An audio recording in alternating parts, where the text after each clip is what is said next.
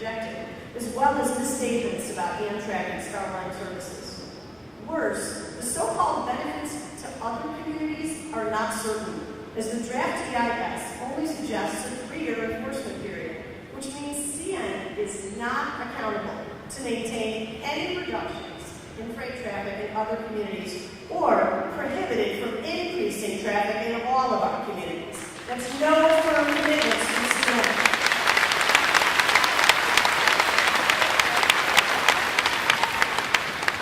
I urge the STB to reject this proposed acquisition outright.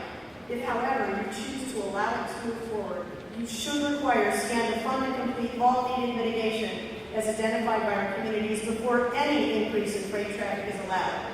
As this transaction has been initiated by and for the benefit of a private foreign entity, their shareholder upside should not be paid for by American taxpayers.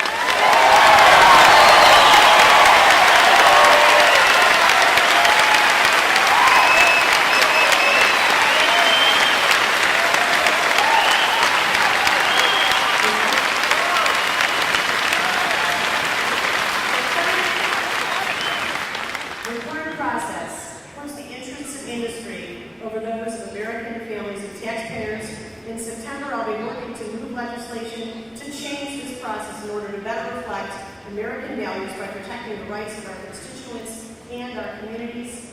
The STB has an opportunity to show America that a federal agency that they pay for can and will put the American taxpayer first. Please do.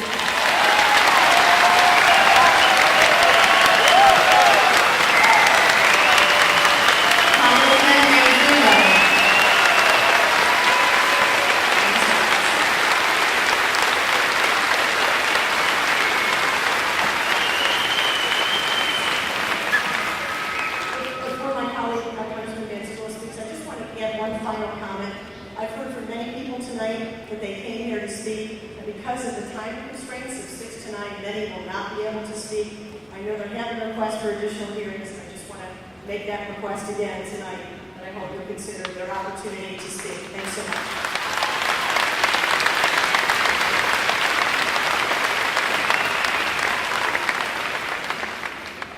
Congressman Manzullo, I represent most of McHenry County, with the exception of the northeast corner, which is represented by Mrs. Bean.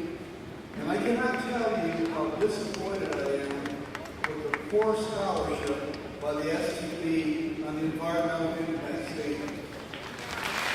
And I say that because as I read this, you do not show the impact on the people. The people I represent in McHenry County, tens of thousands of them each day, come through the areas that are impacted. But I want to show you what you concentrated on.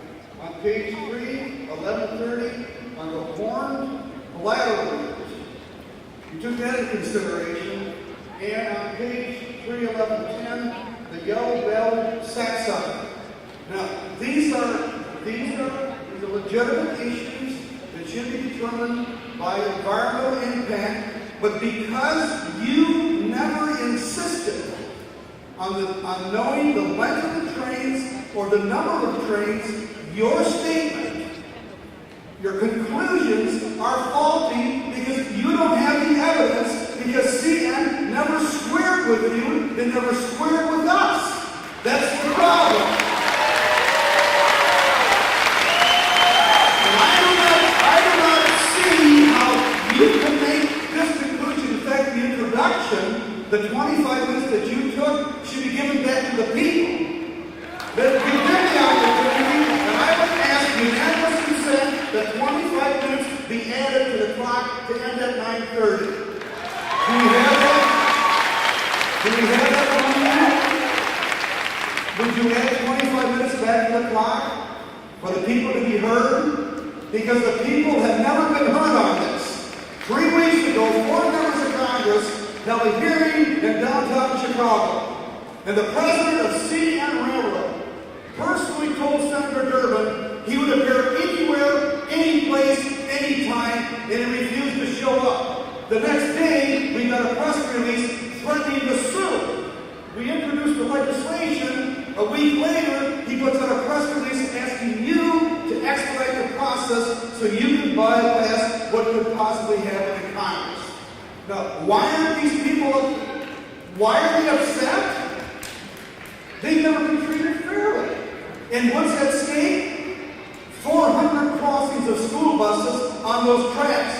What's at stake? What you never analyze, it's never in here, is the impact on the backup of traffic. You never took a look at that.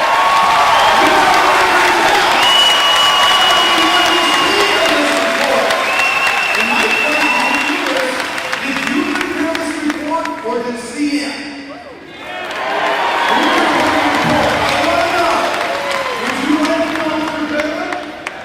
Who prepared the report? Can you answer me? Did you prepare this report or did CN prepare it? Okay, we want to remind you, Congressman, that this is the public comment I'm going to hearing. remind you that I'm a member of Congress, so I want answers from you.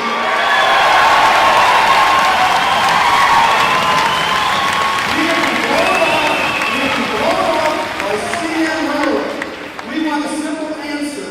Who paid and who prepared this report?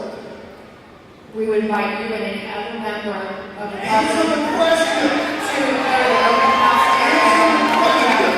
I'm not going to sit down until you answer the question, ma'am. But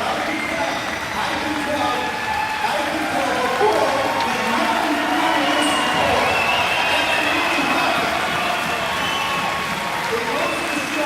It goes to show, it gives you meaning to the word railroad when you were trying to force down the throats of the people who are impacted, and you yourselves probably had nothing to do with this report because you have made a blatant statement that the safety of the people would not be impaired when you don't even know the number of trains or the length of the trains. I'm going to ask you again. Did you prepare this report or did CN prepare the report? I'm going to remind you again that this is the public You don't have to comment remind me hearing. of anything. I want an answer. If you have questions, we invite you to the open house. No, you don't understand. You don't understand. You don't blow off these people. You don't treat it. You prepared it. Did you have anything to do with it personally? Did you ask any of the people out here about the impact? Did you?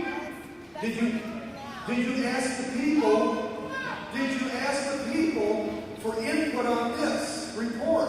We tried, but we want more now. You tried? You should have done before you prepared this report. I was told the report cost $10 million. Is that correct? Is that correct? You don't know what it costs. You should. So what you do is you come up with this very report that's faulty in its preparation, faulty in its conclusion. You're telling these people you want input on a report that's already printed. That doesn't make sense. And that's why we're here. And that's why we're upset. You can cut off the opposition to people. You can get giant railroads to come into this area and say they know what to do. But one thing you could never do, you could never quiet the voice of the American people, and they will not go away.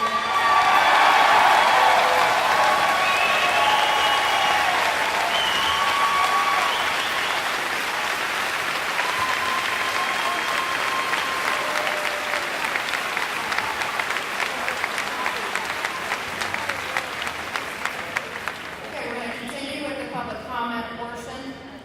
Let me remind you again that we're